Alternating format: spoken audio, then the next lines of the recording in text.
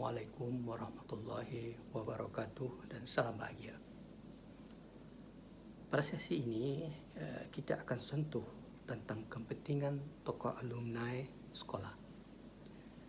Sebelum itu, kita berikan sedikit masa untuk teliti dahulu bagaimanakah kita kategorikan seorang itu sebagai ulama.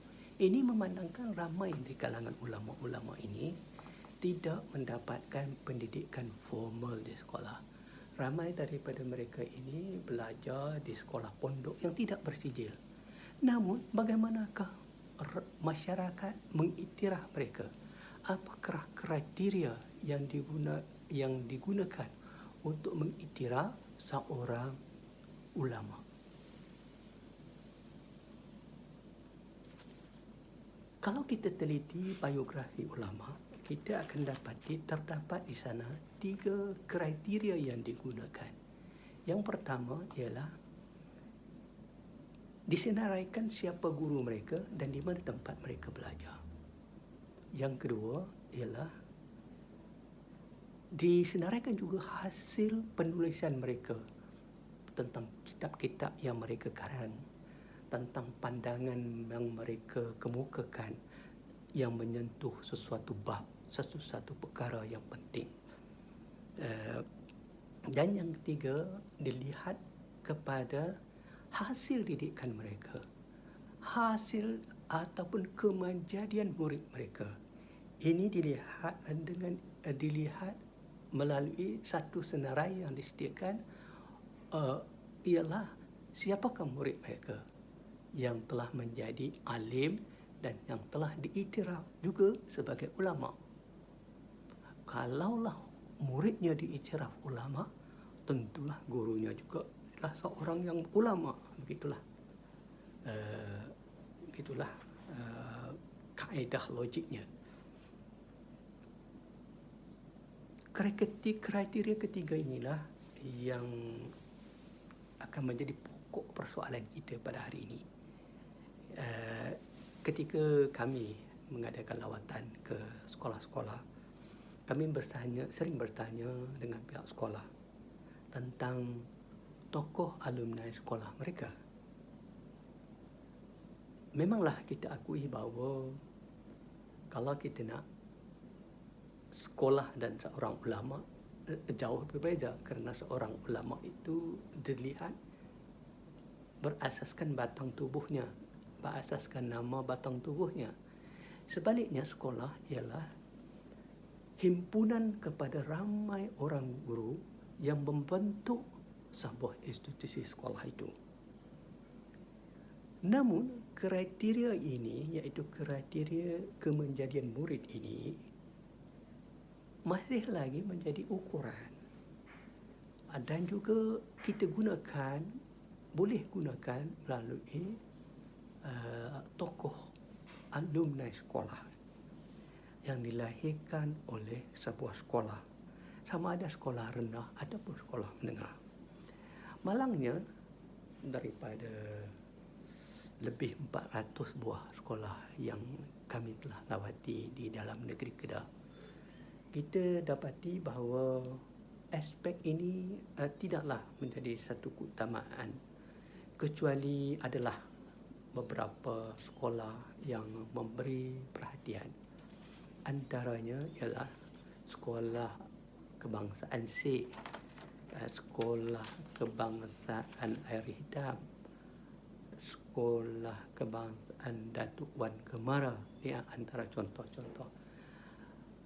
Untuk sekolah menengah, Kolej Sultan Abdul Hamid yang menyediakan ruang yang mereka panggil sebagai Hall of Fame.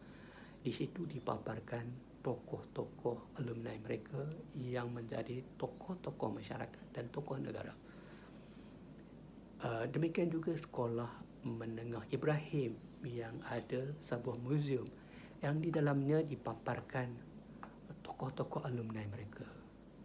Sementara sekolah menengah kebangsaan Jerai di Bali meletakkan poster-poster di sepanjang koridor tentang alumni mereka yang telah berjaya. Sementara itu, ada yang sekolah yang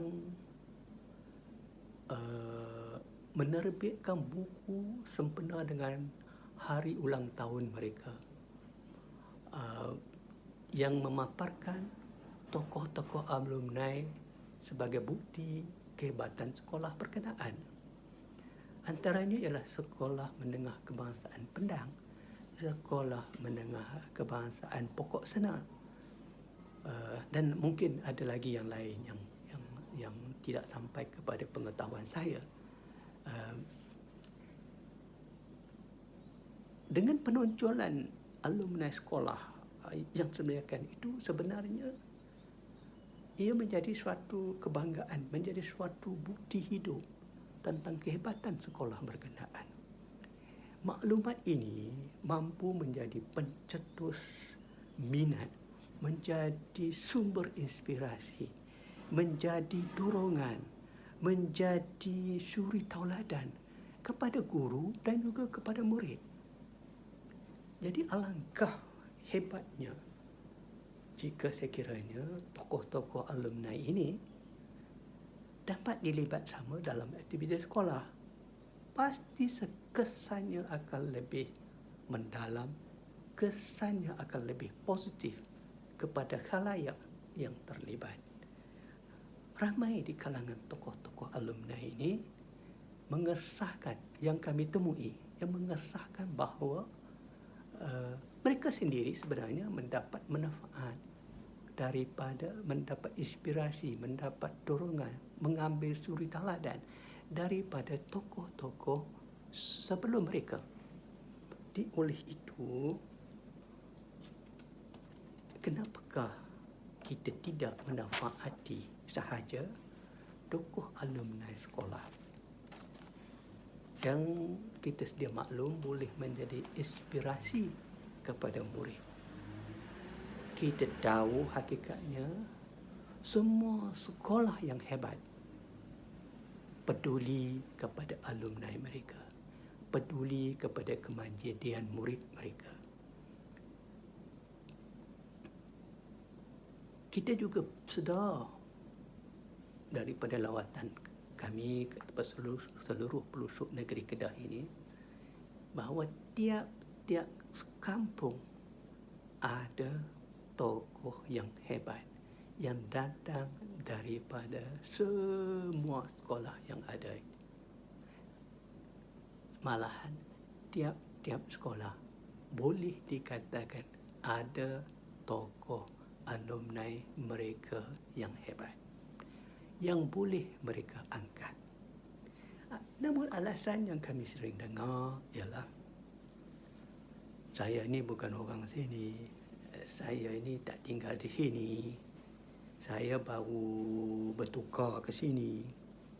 Semua alasan itu tak dapat tak munasabah, ya, tak munasabah. Oleh kerana ini bukan ukuran atas prestasi individu. Ini adalah ukuran sebuah institusi. Kriteria ini menyentuh kepada institusi.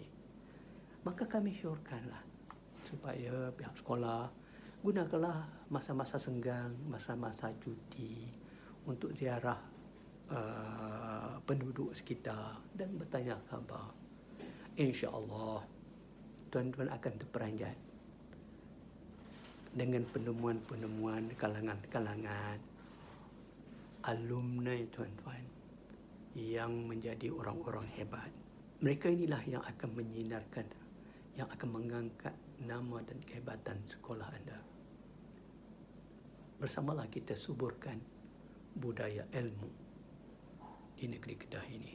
Dengan itu saya sudahi dengan wabillahi taufiq. Wassalamualaikum warahmatullahi wabarakatuh.